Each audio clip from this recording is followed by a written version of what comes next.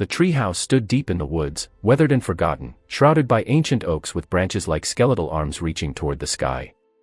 It was a relic from another time, a splintered monument to youthful innocence, and it bore a story whispered among locals as a chilling warning.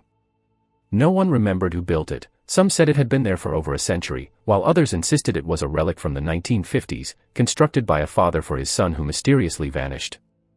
What all stories agreed upon was that the treehouse was cursed, a trap for those who dared climb its rickety ladder.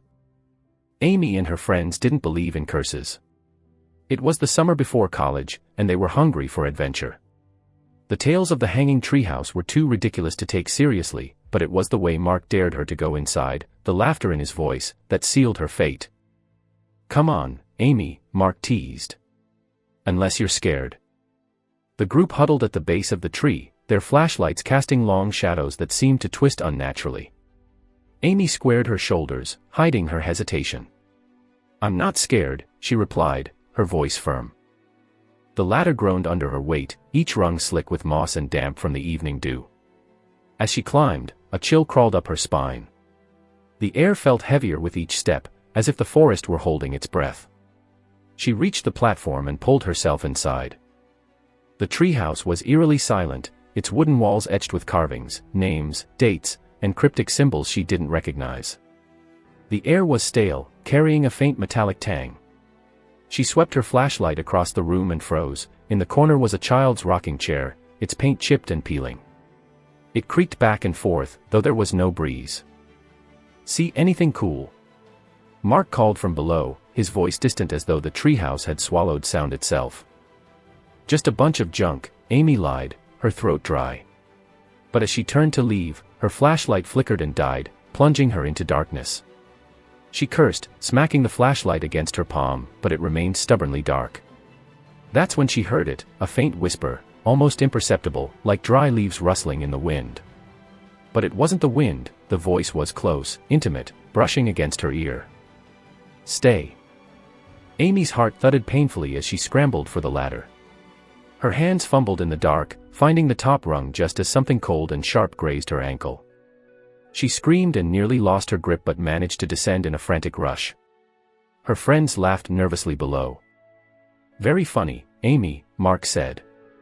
"You almost had me convinced."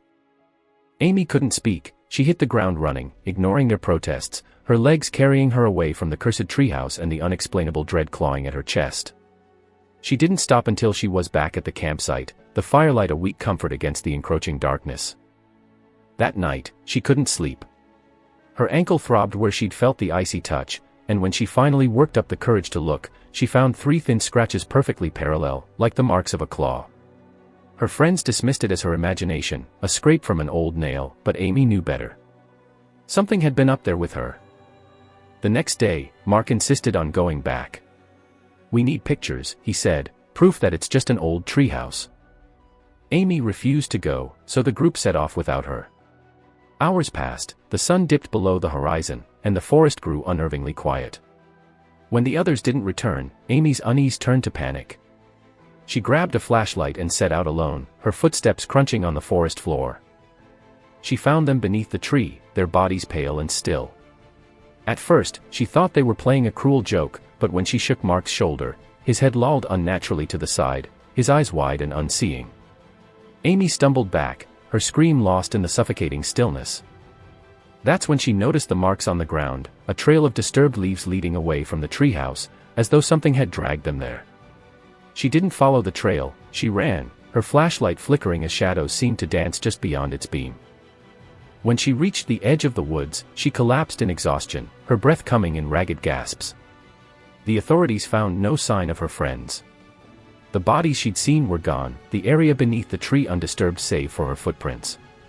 They ruled it a prank gone wrong, a case of teenagers running away, and Amy was left with only her scars on her ankle and her mind. Years passed, but the memory of that night never left her. She moved away, far from the cursed woods, but the whispers followed. At first, they came in dreams, soft and insistent. Then she began hearing them in waking moments, a faint murmur beneath the hum of everyday life. "Stay," they whispered, their voices growing louder, more insistent. One night, unable to bear the torment, Amy returned. The forest greeted her like an old friend, its shadows welcoming her into their embrace. The treehouse loomed above, unchanged, waiting as she climbed the ladder for the second time in her life. The whispers swelled into a cacophony, a symphony of despair and longing. The air inside was thick with malice, and the rocking chair sat in the corner, its creak a metronome to her fear. Amy sat down, her body trembling, her mind numb. She barely noticed as the chair began to move, its rhythm soothing, almost hypnotic. The whispers faded, replaced by a silence that felt almost kind.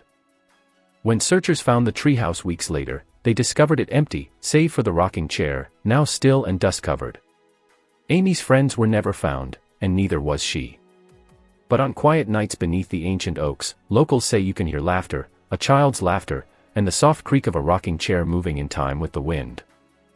Story number 2 *. The locals called it the Grinning Well, hidden deep in the forest, surrounded by gnarled trees that seemed to stretch endlessly into the sky. It had been abandoned for decades, the well's stones were blackened with age, its wooden cover splintered and rotting. Children whispered about it at sleepovers, daring each other to visit, but few ever did. Those who returned spoke of strange noises and shadows that didn't match the light. Ellie had heard all the stories, but she didn't believe in ghosts or curses. She was a skeptic, fascinated by the supernatural only because it gave her something to disprove. So when her friends dared her to spend a night near the well, she agreed without hesitation. "You're going to regret it," warned her best friend, Mia, as they hiked through the forest. "People say it laughs at you, Ellie, that it sees you." Ellie rolled her eyes. "It's just a hole in the ground, I'll be fine." The others wouldn't stay, they dropped her off with a flashlight, a sleeping bag, and enough snacks to last until morning. They promised to pick her up at dawn, though their nervous glances betrayed their relief at leaving the place behind. Alone, Ellie set up camp a few feet from the well. The forest was unnaturally quiet, the kind of silence that made her ears ring. The well loomed in the center of the clearing, its jagged stones forming a grim mouth, as though the earth itself were grinning at her. Ellie shivered but dismissed the feeling. She unpacked her things, sat down with her flashlight, and waited. Time dragged on, the hours marked only by the faint rustling of leaves and the occasional breeze. She grew bored, then sleepy. Her eyelids drooped despite her efforts to stay awake. Around midnight, the first sound came, a faint chuckle, low and raspy, like someone laughing just out of sight. Ellie froze, her heart pounding. The laugh came again, louder this time, and unmistakably from the well. "Hello," she called, her voice trembling. She hated how scared she sounded. The laughter stopped, the silence returned, thicker and more oppressive than before. Ellie gripped her flashlight, aiming it at the well. The beam barely penetrated the darkness inside. She told herself it was just her imagination, a trick of her tired mind. Then she heard it again, a laugh, closer now, echoing unnaturally in the still night. It wasn't a human laugh, it was deeper, guttural, as though the well itself were mocking her. Her legs shook as she approached, her flashlight trembling in her hand. She leaned over the edge, peering into the abyss. The beam of light barely scratched the surface of the darkness below. "Hello," she whispered, her voice barely audible. Two eyes opened in the blackness, glowing faintly red. They stared back at her, unblinking, and then a wide, toothy grin appeared beneath them, impossibly large and shimmering white against the void. Ellie stumbled back, her scream caught in her throat. The laughter erupted again, louder, echoing around her, surrounding her. It wasn't coming from the well anymore, it was everywhere. She spun in circles, the flashlight flickering. The shadows around her grew taller, more defined. Faces began to form in the trees, mouths stretched in grotesque grins, eyes hollow and watching. Ellie tried to run, but the ground seemed to shift beneath her feet. The forest warped, the trees closing in, their twisted branches clawing at her. The laughter followed, relentless, a cacophony of mockery and malice. She tripped and fell, landing hard on her back. The flashlight rolled away, its beam pointing uselessly at the sky. She scrambled to her knees, crawling toward the well as if it could somehow protect her. But the well had changed, the stones pulsed as though alive. The grin widened now, its teeth glistening. The red eyes rose from its depths, the figure attached to them emerging slowly. Its body was impossibly long and thin, its limbs bending at unnatural angles. It wore a face stretched into an eternal smile, its teeth too many and too sharp. Ellie couldn't move, she couldn't breathe. The creature reached for her, its spindly fingers cold as death. It tilted its head, the grin never wavering, and whispered, "Why are you leaving so soon? The fun's just begun." She screamed, but the sound was swallowed by the forest. The creature dragged her toward the well, its laughter mingling with hers until it was impossible to tell where one ended and the other began. The last thing Ellie saw was the darkness of the well yawning wide to consume her. When her friends arrived the next morning, Ellie was gone. The clearing was undisturbed, the well as silent and still as it had always been. Her flashlight lay at the edge, its beam still on, pointing into the abyss. And if they had leaned closer, they might have heard the faintest echo of laughter rising from the depths, accompanied by the soft, mocking whisper of a voice. Story number 3 *. The cabin had been abandoned for decades, perched on the edge of Blackthorn Lake. Its warped wooden beams sagged under the weight of years, its windows broken and smeared with grime. Locals avoided it, claiming the place was cursed. Fishermen spoke of strange sounds drifting across the water at night, and hikers reported cold spots that lingered too long even in the heat of summer. But to Emily and Jake, the cabin was just an old building, the perfect setting for a weekend of ghost stories and urban exploration. It was Emily's idea to film the trip to capture any paranormal activity for her growing online audience. Jake, ever the skeptic, tagged along, more interested in debunking the myths than indulging them. They arrived late in the afternoon, the lake a sheet of glass reflecting the crimson sky. The cabin looked worse up close, the door hung ajar, its rusted hinges barely holding it in place. The surrounding forest seemed unnaturally quiet, as if the animals were avoiding the place as much as the locals did. "This is perfect," Emily said, her camera already rolling. "Creepy old cabin, spooky lake, it's exactly what my followers want." Jake snorted. "Your followers want a show. Let's give them one." Inside, the air was stale and heavy, carrying the faint scent of mildew and something sharper, metallic. The cabin's furniture was still there, an overturned table, a couch covered in tattered sheets, and a rocking chair that faced the lake. A thick layer of dust coated everything, and spiderwebs hung like curtains from the corners. Emily panned the camera around the room, narrating as she went. "This place is exactly how they described it, cold, eerie, and absolutely terrifying." Jake wandered off, poking at the walls with a stick. "It's just an old house. People probably made up the stories to keep kids away." But as the sun set and the shadows deepened, the atmosphere shifted. The temperature dropped sharply, and an unnatural chill settled over the cabin. Emily wrapped herself in a blanket as she set up the camera on a tripod, pointing it toward the lake. "We'll leave it running overnight," she said, "see if it catches anything." Jake rolled his eyes but didn't argue. They ate in silence, the only sound the occasional creak of the cabin settling. When they finally turned in, Emily left the camera recording, its tiny red light a beacon in the darkness. The first noise came just after midnight, a soft rhythmic tapping, like fingers drumming on wood. Emily woke first, sitting up and straining to listen. It was coming from the direction of the lake. "Jake," she whispered, shaking him awake. "Do you hear that?" He groaned but sat up, his annoyance fading as the tapping grew louder. It wasn't just tapping now, it was accompanied by a faint wet squelching, as if something was dragging itself across the ground. Emily grabbed the camera and pointed it at the window. The lake was shrouded in mist, the moonlight reflecting off its surface. For a moment, there was nothing, just the stillness of the night. Then a shadow moved across the water. It was tall, unnaturally so, its limbs long and spindly. It walked with a jerky, unsteady gait, its head tilting at impossible angles. The tapping grew louder as it approached, the sound coming from its unnervingly long fingers, which rapped against the cabin's wooden walls. Jake cursed under his breath. "What the hell is that?" He kept the camera trained on the figure, her hands shaking. "I don't know, maybe it's someone playing a prank." But even as she said it, she knew it wasn't true. The thing moved closer, its head snapping toward the cabin. 2 pinpricks of light shone where its eyes should have been, and its mouth stretched into a wide, toothy grin. The tapping stopped, and silence fell thick and oppressive. Emily and Jake barely dared to breathe.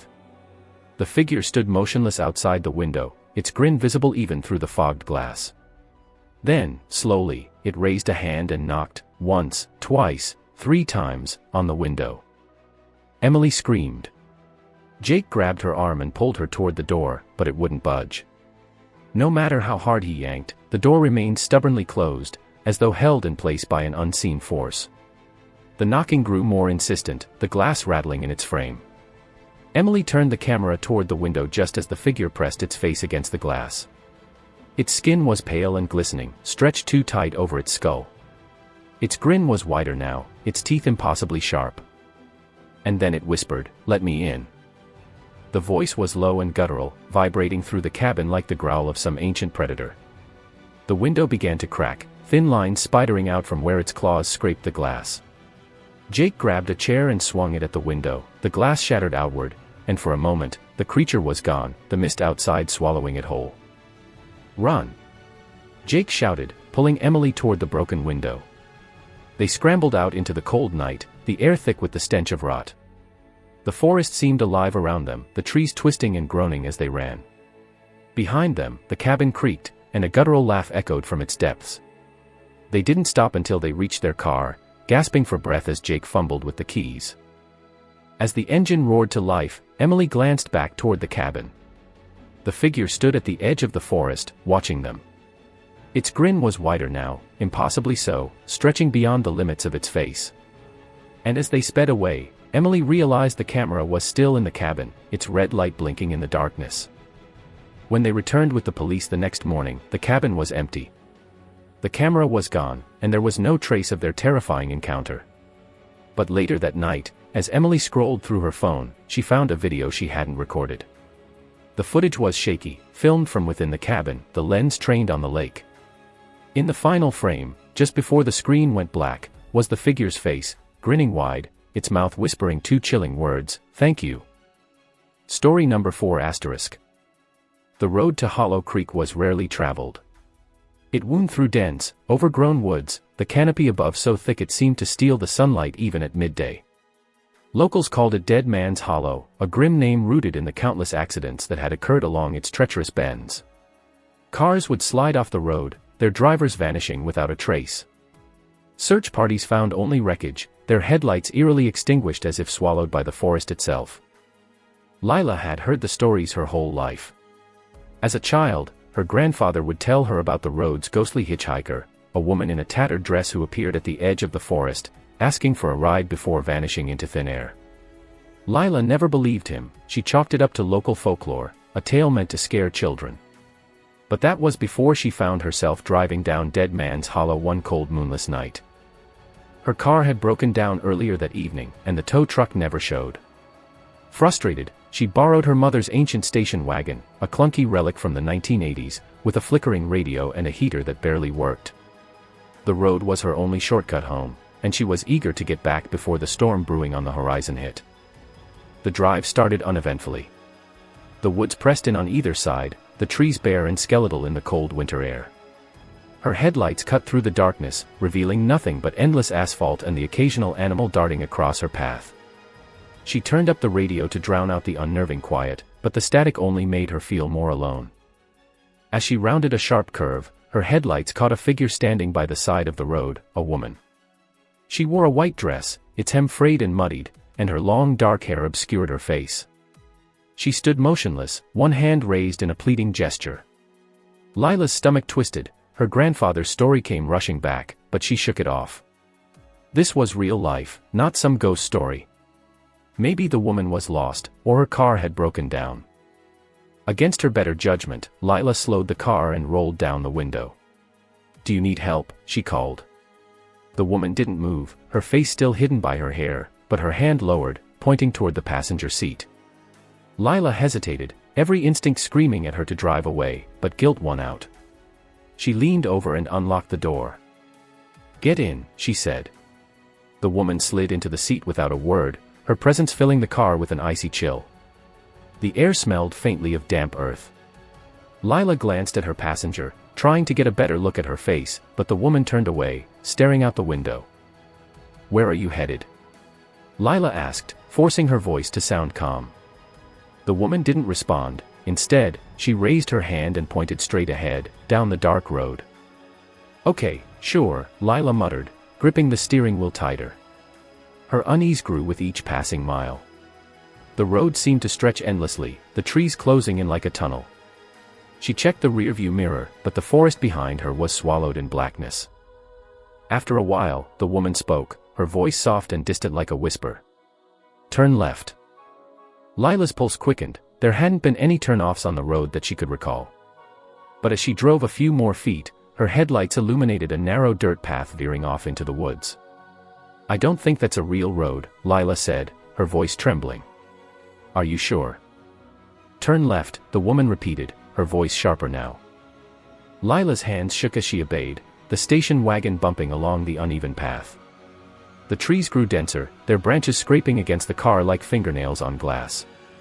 The smell of damp earth grew stronger, and the cold intensified, seeping into Lila's bones. The woman spoke again. "Stop." Lila slammed on the brakes. The car skidded to a halt in a small clearing. The headlights illuminated a scene that made her stomach churn, a crumbling stone bridge spanning a narrow creek, its surface slick with moss. Beyond it, the path disappeared into total darkness. "I don't think this is a good idea," Lila said, her voice barely above a whisper. She turned to the woman, but the passenger seat was empty. Her breath caught in her throat. The door hadn't opened, there had been no sound of movement. Yet the woman was gone. Panic set in as Lila scrambled to shift the car into reverse, but the engine sputtered and died, leaving her in suffocating silence. She fumbled for her phone, but there was no signal, only the faint hum of static from the radio. Then she heard it, a soft splash, like something moving in the creek. Lila froze, her heart hammering in her chest. The splash came again, closer this time. She gripped the steering wheel, her knuckles white, and turned her gaze to the bridge. A figure stood in the middle of it. It was the woman, but something was different. Her hair was slick with water, hanging in tangled strands over her face. Her dress clung to her body, dripping as though she had just crawled out of the creek. And then she lifted her head. Her face was pale and bloated, her eyes black pits that seemed to suck in the light. Her mouth stretched into an unnatural grin, water spilling from between her teeth. "Thank you for bringing me home," she said, her voice gurgling with water. Lila screamed, her hands fumbling for the keys. But the ignition refused to turn. The woman stepped closer, her bare feet splashing in the creek, her grin widening as she reached for the car. The last thing Lila saw was the woman's hand pressing against the windshield, leaving a wet dark smear. The car filled with the sound of rushing water and then, nothing. Days later, the station wagon was found abandoned on the side of Dead Man's Hollow. The engine was intact, the gas tank full. But the driver's seat was soaked, as though someone had dumped a bucket of water inside. Lila was never found, but those who drive the road at night swear they see her standing at the edge of the forest, her hand raised in a silent plea for a ride. Story number 5*. The old asylum on the outskirts of town had stood abandoned for decades, its towering spires and shattered windows casting jagged shadows against the night sky. Kids dared each other to sneak in, adults whispered warnings. Those who ventured too close claimed they felt watched. It was said that the asylum was alive, feeding on the despair of those who wandered within its crumbling walls. Mara had heard all the stories, but as an urban explorer and thrill-seeker, the asylum was a dream come true. She wanted photos, proof that the stories were nothing more than exaggerated campfire tales. Armed with her camera, flashlight, and a growing Instagram following, she set out one crisp October evening to uncover the truth. She entered through a broken side door, the wood rotted and hanging on its hinges. Inside, the air was damp and heavy, filled with the scent of mold and decay. Her flashlight beam cut through the darkness, revealing long empty hallways lined with rusted gurneys and peeling paint. The building seemed to groan around her, the sound of shifting beams and distant wind making her pause more than once. "This is incredible," she whispered, snapping pictures of graffiti-covered walls and shattered glass. "Creepy, sure, but nothing to be scared of." As she ventured deeper, the sounds of the outside world faded, replaced by an unsettling silence. The air grew colder, and her breath became visible in the beam of her flashlight. She reached what must have been the central wing, where the hallways converged in a grand rotunda. In its center stood a rusted wheelchair, tilted slightly to one side. Mara approached, the floor creaking beneath her boots. She crouched to snap a photo of the wheelchair, adjusting her lens to capture the eerie atmosphere. But as she clicked the shutter, the sound of faint laughter echoed through the rotunda. She froze, her heart pounding. The laughter was high-pitched, childlike, but filled with something wrong. It came from behind her, down one of the hallways she had just passed. Slowly, she turned her flashlight in that direction. The hallway was empty. "Hello," she called, her voice shaky. "Is someone there?" The laughter stopped, replaced by the soft sound of footsteps. They were light, like bare feet padding across the floor, and they were getting closer. Mara backed away, her flashlight flickering. I'm just here to take pictures," she stammered. "I'll leave if you want me to." The footsteps stopped abruptly. The silence was deafening, her own breathing loud in her ears. She swung the flashlight wildly, the beam catching on nothing but empty hallways and broken furniture. Then the wheelchair moved. It rolled forward, its wheels screeching against the tile. Mara gasped, stumbling backward. She didn't want to believe it, maybe it was the wind or the uneven floor, or it moved again, this time rolling toward her slowly, deliberately. She turned and ran, her boots pounding against the floor as she retraced her steps. The hallway seemed longer now, twisting and narrowing, the walls pressing in around her. She didn't remember taking so many turns, but she kept moving, refusing to look back. But the laughter returned, louder now, echoing all around her. It wasn't just one voice anymore, it was several, men, women, children, all laughing in a discordant chorus that seemed to come from the walls themselves. Her flashlight flickered again, and she smacked it desperately, the beam growing weaker with every passing second. Ahead, she saw a door slightly ajar, light spilling through the crack. Relief flooded her chest, an exit. She sprinted toward it, ignoring the cold breath on the back of her neck, the invisible hands that seemed to brush against her arms. She burst through the door and into the light, slamming it shut behind her. She was in another room, this one was worse. The walls were covered in faded, water-stained murals of smiling faces, their eyes hollow and black. A long table dominated the center of the room, its surface littered with rusted medical tools and faded photographs of people who looked eerily familiar. Mara's flashlight finally died, plunging her into darkness. The laughter stopped, replaced by whispers. They came from all around her, overlapping and unintelligible. But one phrase cut through the cacophony, spoken clearly and directly into her ear: "You shouldn't have come." She screamed, backing against the wall, her hands fumbling for her phone. She turned on the flashlight app, its weak light illuminating the room just enough for her to see the photographs more clearly. Her stomach dropped, the faces in the photos were hers. Dozens of them, taken from different angles in different places she'd explored. Some were from years ago, places she hadn't even remembered visiting, and in every single one, a shadowy figure loomed in the background, just out of focus. The door behind her creaked open. She turned slowly, the light from her phone barely piercing the darkness beyond. A figure stood in the doorway. It was tall and impossibly thin, its limbs bending at unnatural angles. Its face was obscured by shadows, but she could see its grin, wide and filled with too many teeth. The whispers grew louder, the walls seeming to close in as the figure stepped forward. Mara bolted for the opposite door, flinging it open and stumbling into the hallway. The building was no longer familiar, the walls bled, the floor squelched beneath her feet, and the air was thick with the stench of rot. The laughter returned, louder and more frenzied as unseen hands clawed at her hair and clothes. She didn't know how long she ran, but eventually, she burst through a door and into the open air. The cold night was a welcome shock to her system, and she collapsed on the overgrown lawn, gasping for breath. When she looked back at the asylum, it was dark and silent, the windows like empty eyes staring at her. Her camera was gone, her flashlight too, and her phone showed nothing but static on the screen. The next day, when she told her story, no one believed her. The asylum, they said, had been demolished years ago. But Mara knew better, and every night since, when she looked into the dark corners of her home, she saw them, the shadows watching, waiting, grinning. Story number 6 *. The old Peterson house was the kind of place that children dared each other to approach but never entered. Perched on the edge of a steep hill, it seemed to loom over the neighborhood like a predator stalking its prey. Its windows were dark and gaping, its roof sagging under the weight of years, and its yard overrun with weeds that swayed unnaturally in the slightest breeze. Most avoided it, but Mia couldn't resist. Mia was a budding paranormal investigator, or so she liked to think.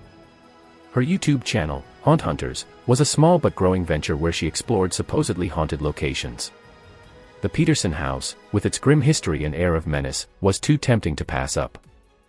The story went that the Peterson family had vanished one night without a trace, no signs of struggle, no bodies, just dinner left half-eaten on the table and the faint smell of sulfur in the air. Since then, the house had stood empty, a monument to unanswered questions. Mia arrived just before sunset, her gear in tow, a flashlight, an EMF detector, a handheld camera, and a digital recorder for capturing EVPs. She filmed her intro in front of the house, the setting sun casting long shadows over the porch. "Tonight, we're diving into one of the most infamous mysteries in town," she said, her voice steady despite the chill creeping into her spine. "The Peterson house, will we find answers or will we uncover something best left hidden?" She pushed open the creaking front door and stepped inside. The interior was just as eerie as the exterior, dust coated every surface, and cobwebs draped like curtains from the corners. The air was stale, heavy with the scent of mildew and something faintly metallic. Her flashlight beam revealed a living room frozen in time, an old armchair, a bookshelf filled with tattered novels, and a fireplace that looked like it hadn't seen a flame in decades. Mia set up her camera on a tripod, letting it record as she explored. She spoke into her recorder, asking the usual questions: "Is anyone here? Can you tell me your name? What happened to the Peterson family?" The house answered with silence. Once, she moved into the kitchen, where plates still sat on the table, their contents long rotted away. Her EMF detector spiked suddenly, the green light flashing to yellow. She held her breath, scanning the room, but nothing moved. "Okay," she whispered, her voice shaky but determined.